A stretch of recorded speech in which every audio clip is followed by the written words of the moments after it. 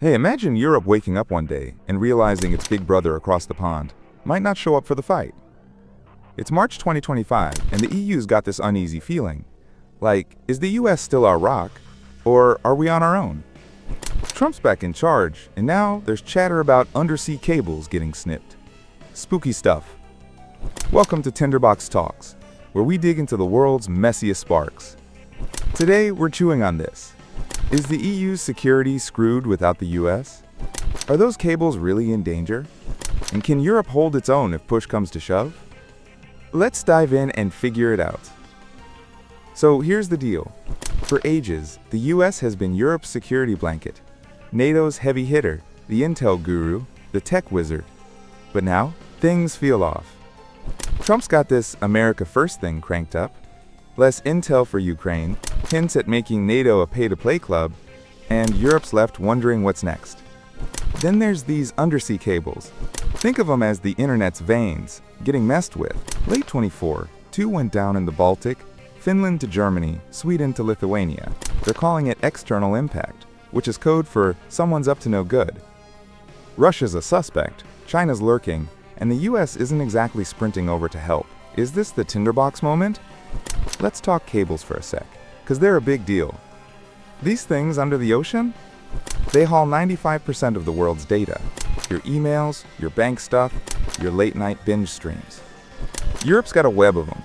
Baltic, North Sea, Med, and they're lifeline level important, but they're not invincible.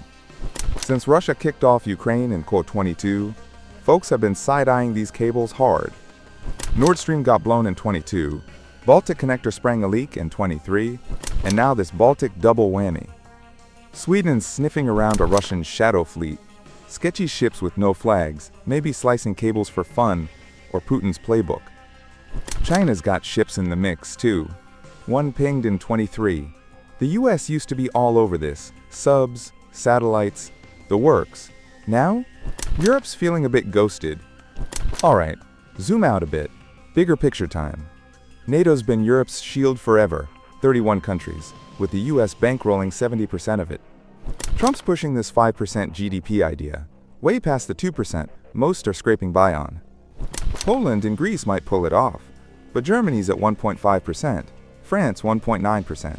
If the US bails, Russia's drooling, Ukraine's just the appetizer, Baltics could be dessert. China's watching too, maybe eyeing tech grabs. So the EU's cooking up this safe plan, 150 billion euros for its own weapons, no US middleman unless they sign on. They're calling it strategic sovereignty, fancy way of saying, we gotta grow up. But can they muscle up without America's heavy lifting? Back to those cables. They're not just techie trivia. November 24, two go dark in a week. Finland's PM's yelling hybrid warfare. Sweden's got pics of anchor marks dragging 100 kilometers. No smoking gun on Russia, but NATO ships are circling harder now. EU's throwing 200 million euros at it. Drones, repair crews, smart cables that yell when they're cut. Trouble is, underwater's a mystery zone, hard to pin the bad guy.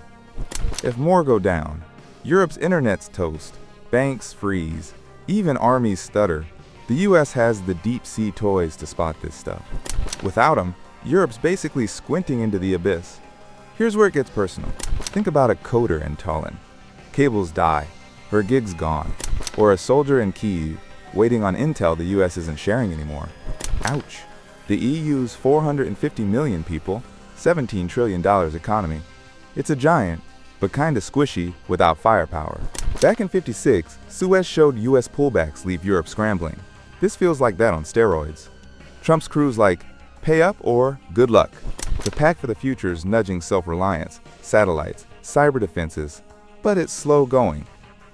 If cables snap and NATO wobbles, who's got Europe's back when the lights go out? History's got some vibes here. After World War I, US peaced out, League of Nations tanked, World War II brewed. NATO's held since '49, but it's frayed before Iraq '03, Afghanistan's messy exit. Now, cables and cash are the stress test.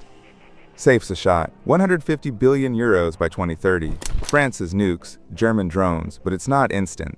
Russia's at 6% GDP on war, Europe's averaging 2%. Without US eyes, satellites, NSA goodies, Europe's got blind spots. Could this spark a standalone EU powerhouse? Or just leave them dangling while the world gets spicier? Okay, let's flip it. Can Europe pull this off? They've got skills.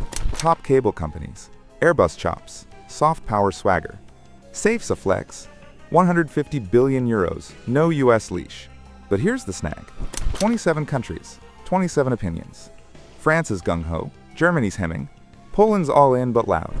Cables need bite.